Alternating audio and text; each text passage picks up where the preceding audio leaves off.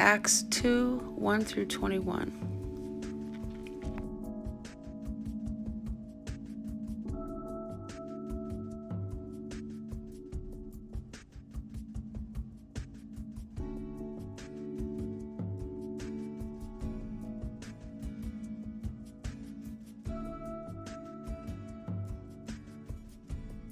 When the day of Pentecost came, they were all together in one place. Suddenly a sound like the blowing of a violent wind came from heaven and filled the whole house where they were sitting. They saw what seemed to be tongues of fire that separated and came to rest on each of them.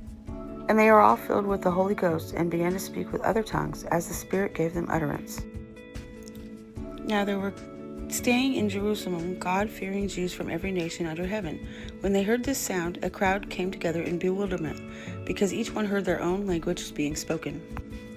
Utterly amazed, they asked, "Aren't all these who are speaking Galileans? Then how is it that each one of us hears them in our own native language?" Parthians, Medes and Elamites, residents of Mesopotamia, Judea and Cappadocia, Pontus and Asia, Phrygia and Pamphylia, Egypt and the parts of Libya near Cyrene, visitors from Rome, both Jews and converts to Judaism, Cretans and Arabs, we hear them declaring the wonders of God in our own tongues.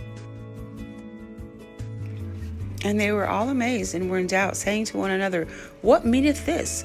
Others mocking said, "These men are full of new wine."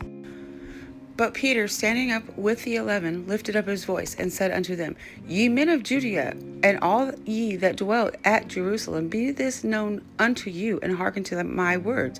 For these are not drunken men, as ye suppose, seeing as it is but the 3rd hour of the day. No, this is what was spoken by the prophet Joel. In the last days God says, I will pour out my spirit on all people. Your sons and daughters will prophesy. Your young men will see visions. Your old men will dream dreams.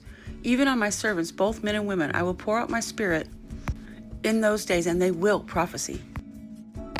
I will show wonders in the heavens above and signs on the earth below, blood and fire and billows of smoke. The sun will be turned to darkness and the moon to blood, before the coming of the great and glorious day of the Lord.